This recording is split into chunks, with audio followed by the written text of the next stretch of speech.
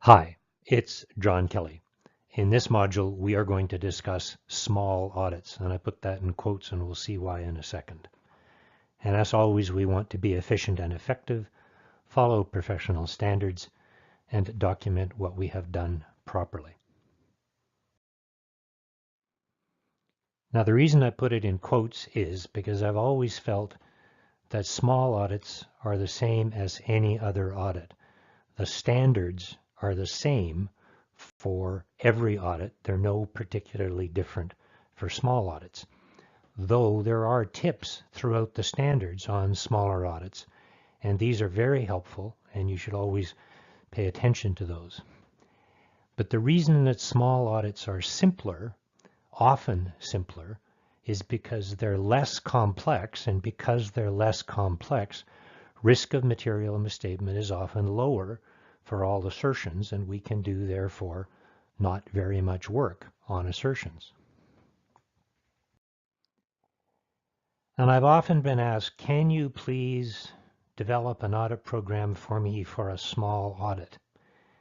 And I really can't, because clients differ too much. They have different components. They have different possibilities for risk of material misstatement. And while the cash component is often the same, and for instance, in a small audit, cash is often going to be in a single domestic bank account. There are going to be a very few number of outstanding checks, no outstanding deposits, and that's going to be pretty simple and quick to audit. A large multinational corporation is going to have domestic and foreign banks, many banks, possibility for interbank transfers, lots and lots of outstanding checks, possibility of lots of outstanding deposits. That's going to be more work and more time consuming to audit. But that's because of the complexity, not necessarily the size. A very large audit could have a single bank account, few outstanding checks, no outstanding deposits, and that would then not take much longer than a very small client. And as an example, I was once asked if I could provide an audit program for a daycare. And our firm does several daycares, but they're all different. And the audit programs for each were quite different. Some were entirely government funded, some had parent contributions, some had no parent contributions. They were all different, and the audit approach and the audit programs were different enough for each that you couldn't possibly use the same audit program on each. And people were trying to do audit by rote and without planning, and that will never work. So as I said, complexity is the biggest factor, not necessarily size. Two audits of the same size might differ a lot in complexity, and it's that complexity that will drive the difficulty of the audit. On the other hand, two identical companies, identical in every respect, except one is 10 times larger than the other. And let's just make the assumption that all the financial statement line items are 10 times larger than the other. They should have the same fee, the same amount of work, because they're similarly complex. The size makes no difference. Materiality would be 10 times bigger in the larger client. So, and if they're identical, it should be the same audit. Now, of course, the larger the company gets, the more likely it is that there are additional complexities, but let's just make that assumption. Now, one of the things is we all probably started out at a big firm, did big firm audit training, and you need to understand that the big firms have to standardize their training, and they want it to be the same all around the world because they can't have training different. It's just too expensive. They also want standardized templates that can be used all around the world, and the template has to be able to be used on the largest, most complex multinational audit for use by everyone. And I think you can see once you've done that, you're going to, when you try to apply that to a very small entity, it's not going to work that efficiently. The other thing, and maybe I shouldn't say this, but you kind of get the impression that they don't trust the professional judgment of the staff or the partner. And someone in head office wants to try to make all the judgments about the audit, even though they know nothing about the client. Well, that's going to work for a large multinational audit, and indeed you might have to do it that way because you have to have a standardized approach. But it won't be efficient and effective in a small audit. But many of us trained in a big firm, and when we move to a smaller firm, we keep trying to do the audits the same way without understanding the difference in complexity. And anything that's done by rote is going to be inefficient. It's going to take too much time and it's going to bore staff. More importantly, perhaps it'll be ineffective because if we don't think about it, we may not properly address risk of material misstatement. And if we don't address risk of material misstatement, we have a possibility of audit failure. If we're just inefficient, we spend too much time, we bore our staff, well, suppose nothing too terribly bad has happened other than that staff may quit because they're bored. But the audit's not done wrong. It's just inefficient, or it's inefficient. The other thing about the templates that are produced this way, they probably produce pretty audit documentation, and you'd have to think pretty hard and look pretty hard before you could say, hey, you missed something in the audit because the documentation looks so lovely. So using the big firm way in a small firm to do small audits is probably inefficient and maybe ineffective as well.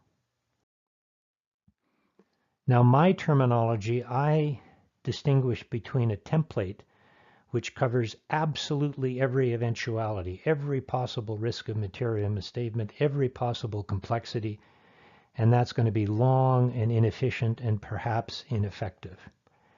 A checklist, on the other hand, is simpler, but doesn't necessarily cover everything. So it reminds us of items that we have to do, but leaves bits to the professional judgment of the partner and staff, and will probably have a few things missing in every audit or every other audit. And so you're going to have to use your professional judgment and say, well, the checklist kind of hinted that I should do this, but in this particular audit, I need to do some more stuff and I need to provide some more documentation than is required technically by the checklist. And like I say, a checklist will remind you of the things you have to do, perhaps in not enough detail, and perhaps you'll have to supplement it in some circumstances with your professional judgment. Sometimes in a checklist, the checklist response is good enough. Note the type of business. It's a restaurant. So that dealt with on the checklist.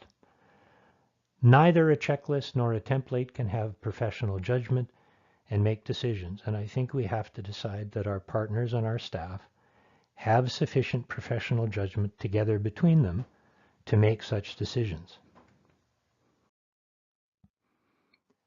Now, for either a checklist or a template, ticking boxes without thought, it might give pretty documentation, but it might not be an effective or an okay audit. We might miss stuff.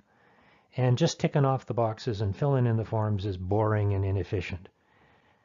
Both require thought to address risk of material misstatement. You have to think about it, and you have to think about it at the planning stage. One of my colleagues has a phrase he uses which is called auditing without thinking. And we seem to put in an enormous amount of effort to not do any work. And so actually sitting down and thinking about how to do the audit and planning the audit, which is kind of hard thinking, but doesn't necessarily take that long, we will put in endless effort to avoid that, spend perhaps more hours. So as I said, a checklist is to remind you of all the things that are required. It's going to rely on the professional judgment of partner and staff. It might help you with the documentation. You will probably have to add some, and add more perhaps sometimes than the checklist accommodates. Sometimes add procedures. I kind of said that before. But it's not a template that will respond to every eventuality, and we'll need professional judgment to do that. But with professional judgment can be efficient and effective.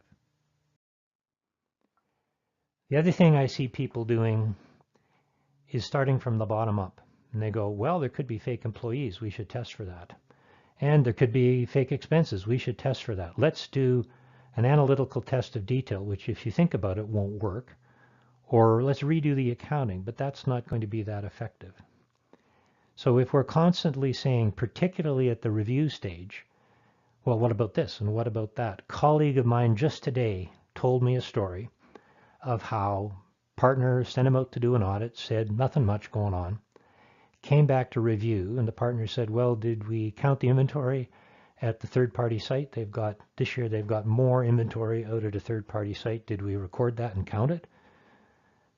And of course, my colleague, who was a student at the time, was embarrassed and said, well, no, we didn't. What he should have said, and what he now says, is, well, you should have told me about that. You knew about it at the planning stage. You didn't tell me. So that's the importance of planning. And in any audit, that's important, but particularly in a small audit, that's important.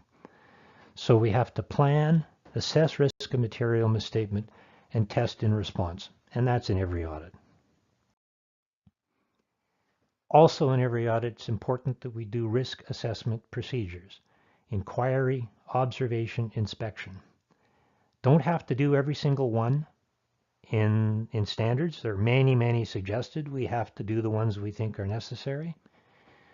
It's suggested that we do analytical procedures, and they are a very powerful risk assessment procedure. Research has shown that. And even if they're just going, hey, this number went up a lot from last year. Now, that's not the kind of analytical procedure that gives us evidence. If all we're doing is going, oh, this number's about the same, that number's about the same, that went up, wonder why. Okay, we need to find out why, and we need to think about repairs and maintenance is way higher than last year. Did they expense a fixed asset addition? So we're going to specify an audit procedure, look at repairs and maintenance expense, see why it's so much higher, consider whether there's a fixed asset that needs to be capitalized, because there's a misstatement in the financial statement. And if they don't give you any evidence, that's fine. Sometimes they will, and sometimes a risk assessment procedure will be done as an analytical test of detail, which later we're going to use to give us evidence, because we're kind of killing two birds with one stone, but doesn't have to be. Same with internal control. We have to understand internal control, and we don't have to test it. If we do test it to see it's actually working, it produces evidence. And as a practical matter, I find it very difficult to just understand internal control without testing it and getting evidence. And often you're just going to decide, we're just going to assume, we're going to understand internal control and we're going to test it to get evidence at the same time as a risk assessment procedure and also as an audit procedure in all our audit programs. And for both analytical and control work done as a risk assessment procedure, often it's not much more work to turn it into evidence. But for instance, if you want to turn the analytical into evidence, then you have to develop an expectation, do the procedure, and compare it to the expectation. The other thing I kind of say is we should constantly be going, are we done yet? So if we do our risk assessment procedures, do a good analytical procedure, test internal control, we should say, we done? Because we could be. Could be that if the risk of material misstatement is low, and particularly if it's the income statement, transactions that have occurred, we've done a good analytical procedure or two, we've tested internal control, we've walked it through, maybe we're done. Maybe there's not much else we need to do. So as I say, are we done yet? And if risk of material misstatement is high, moderate, or low, I look at this as buckets. We have a large bucket, a moderate-sized bucket, and a small bucket to fill up with evidence. And just about everything we do has evidence, so we should recognize that we're filling, every time we do something, some bucket, some assertion, some risk is being addressed somewhere. Let's pay attention to that. Remember that some tests affect more than one assertion or more than one component. So if we do an analytical procedure on revenues, that might affect every assertion. And so while it doesn't give us a lot on each, it gives us some for every, and that's very effective. Some components are related. Revenues are related to receivables. So as we test revenues, we should also be remembering that maybe we've tested receivables too. So we need to get a high, moderate, or low amount of audit satisfaction by doing good audit testing, and we should keep asking, are we done yet? So in any audit, the other thing we've got to think about is, does the test we're doing address the risk of material misstatement? And a lot of times we go, agree to invoice. Now, if it's fixed assets and there's an addition, looking at the invoice can help us determine whether or not that's actually the amount they paid. And does it look like the thing they bought is a fixed asset, or does it say repair of a fixed asset? In which case we say, well, no, you shouldn't be capitalizing that. It's a repair. But other things where we agree expenses to invoice, well, what could we find wrong? How could we find a material misstatement in the financial statements by looking at a bunch of invoices? Or are we just making pretty documentation? So we need to think about that all the time. Are we doing something that really could find out whether or not the risk of material misstatement we think is there, or are we just making pretty documentation? So let us imagine a not-for-profit client, and I'm going to be deliberately skinny. I'm going to deliberately exaggerate and say there's really not a lot of work we need to do. And so if you're listening to this and saying, I really think we should do a little more on this, or I have a real client, and in a particular circumstance, a particular component, I think we should do a little more work, fine, you're probably right. But I'm just trying to point out how simple a small entity audit can be. So let's make this up. We have $400,000 in revenue from donations, $500,000 from the government. And we're going to set materiality, and 2% of income is $18,000. And that's just math. My suggestion is we say, well, you know what? Standards say materiality is a professional judgment made based on the needs of users, what they would think is material. I'm going to pick $20,000. And of course, performance materiality is going to be lower. So I'm using my professional judgment, and I'm ignoring the math trap of saying I'm going to set materiality at 2% of this year's income. Because if we find a single adjustment that changes income, if it lowers it, now income is, or materiality is $17,000, and we got to go back through the audit, redo sample sizes, change everything. So let's not do that. If we think, based on the size of the organization, based on the users, that 20,000 is a nice round number for materiality, let's pick that, and then we'll set performance materiality appropriately. I call that a math trap, where we get overwhelmed by the math, because it's an appendix that gives us the 2% guideline. The standard says professional judgment, so let's do that. So cash is $300,000. It's in a domestic bank account. There are a few outstanding checks, no outstanding deposits. Risk of material misstatement is low. All assertions. Procedures. Get the bank reconciliation. Get the bank statement for the month after year end, because the opening balance will be the year-end closing balance. Clear all the outstanding checks, perhaps. Maybe there's 5 or 6 or 7. Maybe there's a couple that are very small. We might ignore those. And at the same time, look for subsequent payments of receivables. So deposits in the month after year end, they should be payments and receivables. If they're not, let's find out what they are. Maybe they relate to next year, maybe they relate to last year. Check that subsequent disbursements are accounts payable or relate to the next year. Often we're going to find they're in rented premises. So the check that clears on the first day after year end is the rent. So that relates to next year. Or they're an outstanding check. So that's what we're going to do. It's almost automatically in almost every audit if we have such a simple situation. Now that's probably actually, if you think about it, if you thought really hard about how much satisfaction that gave us, given that risk of material misstatement is low, we've probably done too much work. We could probably do a sample size and only do 1 of 6 outstanding checks, but that would be just probably too much work, because just doing it all will probably be simpler and it's quick. We don't care about sample sizes. We can use professional judgment. Do we need a bank confirmation? I'm going to say no. Risk of material misstatement is low. We have no reason to believe there's anything going on. banks often get the information on bank confirmations wrong anyway, and we have to phone the bank and say, no, you gave us the wrong number.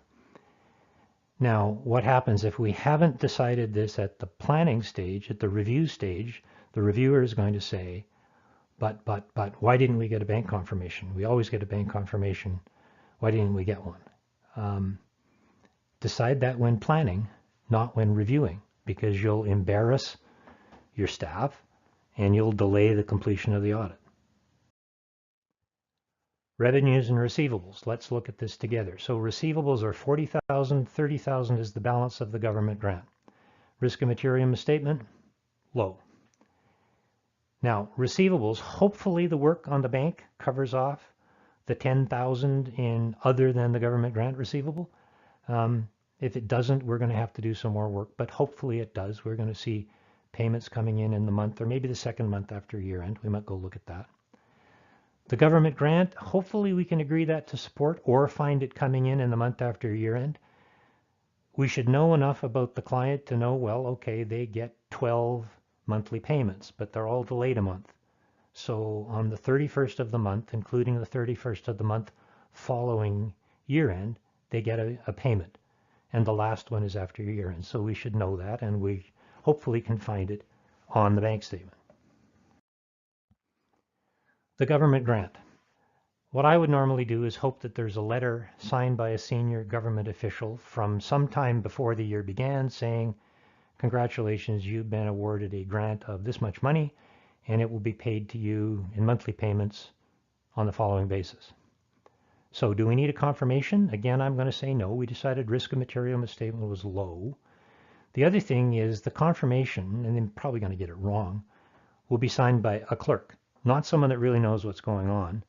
The person who signed the granting letter is a senior government official.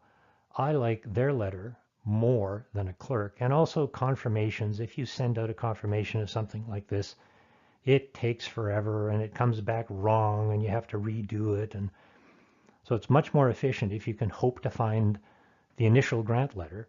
Often I'll ask my client, hey, do you have a copy of your grant letter? And they go, yeah, we just got it. And I go, no, that's for this year or for next year. I need the one for the year we're auditing last year. And well, that's of course buried under a whole stack of paper.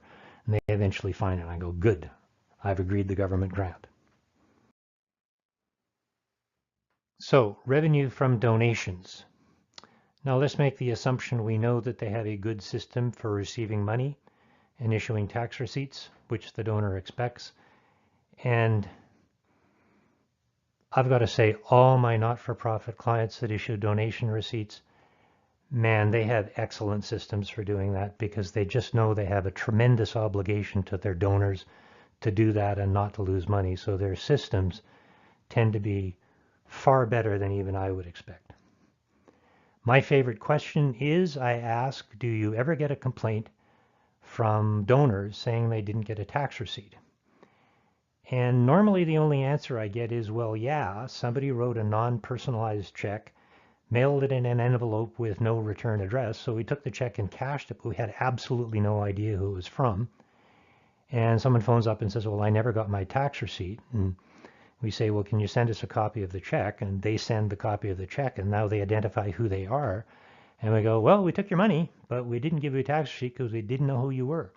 So if that's the only time that people phone up and say, hey, I made a donation and I never got a receipt, I think that inquiry can tell us in the circumstances, given our knowledge of the client and our understanding of their system, and the fact that we've tested it and found how well it works, understood it and tested it, maybe we're done on donation revenue.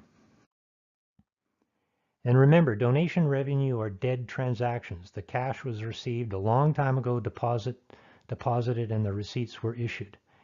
And we've walked through a transaction or two to see that the system works. It's probably computerized. If it's computerized, it works the same time every time. So it works the way we think it works. And analytically, donations are in line with last year. So let's think too hard about this by assertion. Risk and material misstatement of completeness, low. Maybe we say, do you have a reconciliation of donation receipts by number to total revenues? Often I find clients have that, look at it and go, well, I guess you got them all. Occurrence, now remember that occurrence is that a recorded transaction happened. Completeness is that we missed one. So occurrence is a recorded transaction happened. Well, I guess they all happened. They were recorded. They went into the bank reconciled, no donations are in receivable. So I'm going to say risk of material misstatement is low and that the work we have done so far is enough. Accuracy, can't think of anything, work done so far enough. Cutoff, well, we did a bunch of work on the bank reconciliation, which should deal with cutoff, so that should be enough. Classification, well, we know they get two kinds of revenue. We got the government grant and we got donations. We've nailed the government grant through the letter from the government. The rest must be donations. We're good on classification. Presentation, probably low. Might consider if there's any special disclosure obligations, but that's probably the same as last year and probably none. So we're done on revenues and receivables. Should we do any more work? Sometimes I see people agreeing the government grant to the deposit throughout the year. Really, risk of material misstatement was low. How could it not agree? We should be able to decide without redoing the accounting, just auditing, that we're good. Donations, again, agree some donations to the deposit. Now, we might do that as part of our testing of control, probably would. We're walking through the system. But how could it not? We've done a couple, one at least, when we were checking whether the controls worked. So sometimes I see people doing and they're going, well, you know, if our file ever gets inspected, we like to have some pretty documentation to say that we did some work. So we did a bunch of work here and here's a bunch of documentation. But it's not linked to risk and material misstatement. If you think hard about it, it doesn't prove very much. And we're just redoing the accounting. We're not auditing. Expenses, salaries, $500,000.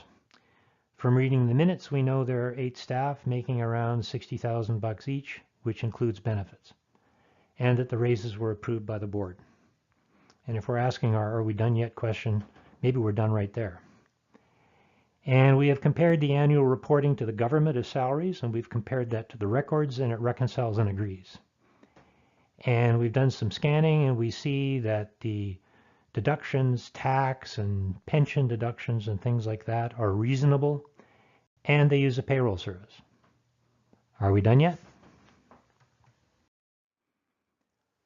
Now, I think we would argue that risk of material misstatement is low for all assertions, and I think we are done. Sometimes I see people saying, well, let's recalculate the deductions. Well, what's the risk of material misstatement? Even if they're wrong, as long as what was deducted is properly reported to the government, the financial statements are right. Maybe the government will come back later and say you didn't deduct enough, but probably not. Got a payroll service. We scanned them. They look about right.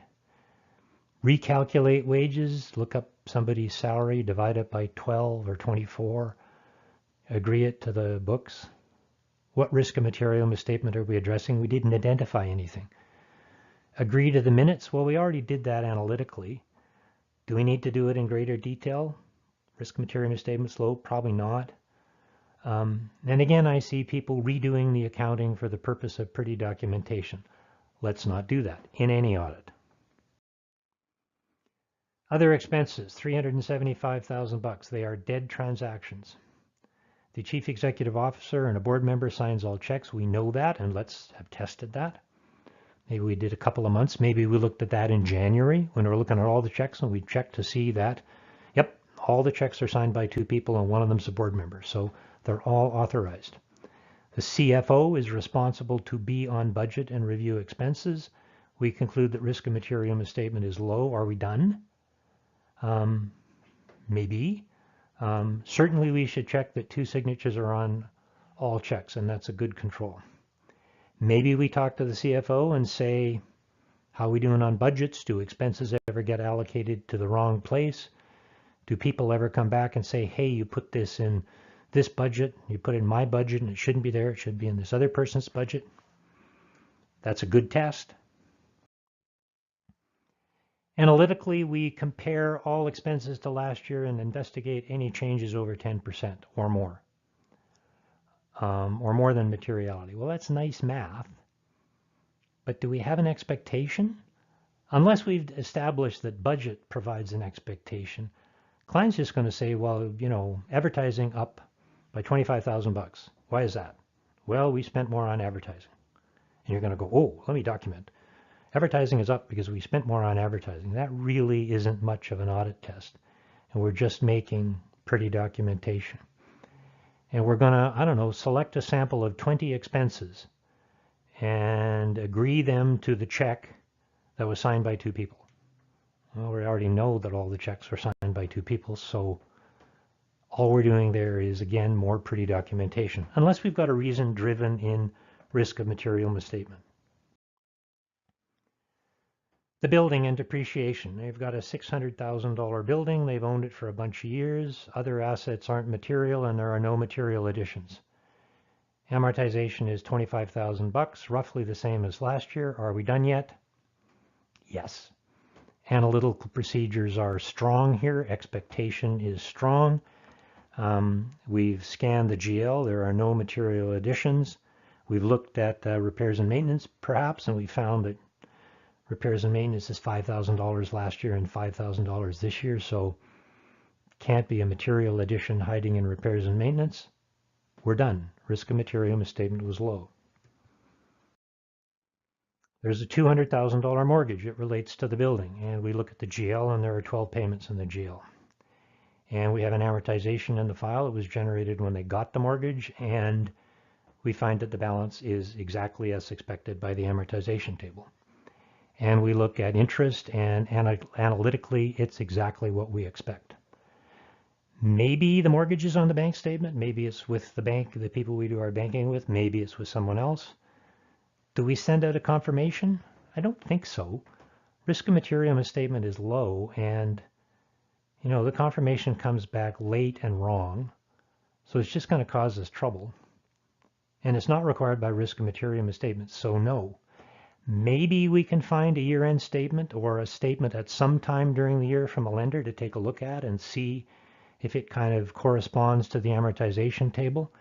Is that a little much? Maybe that's a bit too much, but if they've got it, that would be the final thing we needed. Though I think we should be prepared to go, it agrees to the amortization table, it works analytically, interest works analytically, risk of material misstatement is low, I'm done.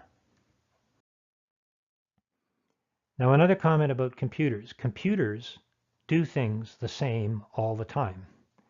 Now in a large multinational entity, maybe that's not true.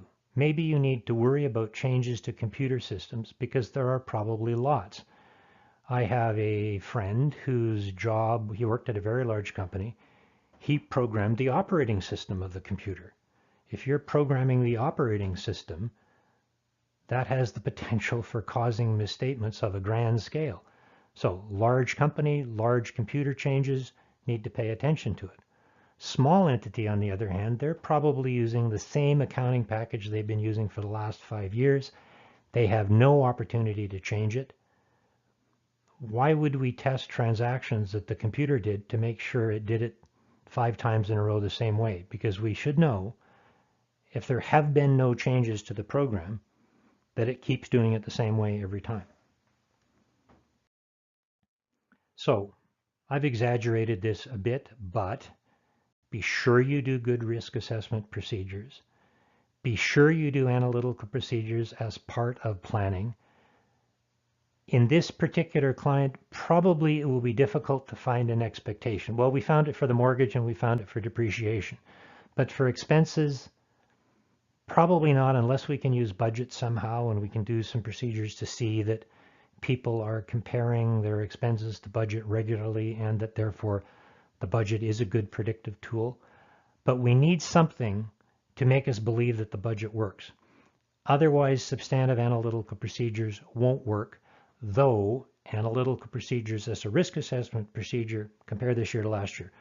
Repairs and maintenance is about the same. Well, no material addition to fixed assets hiding in repairs and maintenance. And that helps us assess risk of material misstatement. Now, of course, representation and engagement letters, planning with partner involvement, considering fraud and illegal acts. But remember, we're looking for fraudulent financial reporting. not that somebody stole some money, submitted a phony expense report. If you submit a phony expense report and it got reviewed and paid, signed for by two people, well, the financial statements are right. Somebody ripped the organization off, but the financial statements are right. So understanding control, asking questions about how expense reports are approved and authorized and paid might make some sense. My other reminder is, and I say this, any review query is a failure of either planning or supervision. So if you're having a lot of questions at the review stage, either you haven't supervised the person properly and the review queries are the result of that, or you didn't plan it properly, like the example I gave at the beginning. So planning ahead, developing an audit program, agreeing on the steps that are to be done, agreeing that those steps will address the risk of material misstatement, then it should just be a question of seeing whether the procedures are done in accordance with the program and appropriately documented, and review should be simple. Planning, I mentioned that a lot. It's got to be done with partner input. A lot of times, as the example at the beginning, where at the review stage they said, well, why didn't you look at the inventory in the new external warehouse? Well, you didn't tell me. How am I supposed to know about that? I just work here. Judgment is, of course, needed of all staff. Supervision is needed by the partner or manager. It's much better to supervise in real time in the field. Then there won't be any questions after. A checklist will remind you of all the things you're supposed to do and may prompt you to prepare a little more documentation than the checklist perhaps contemplates. Standards are the same for all audits. Larger audits are just more complex. So, thanks for listening.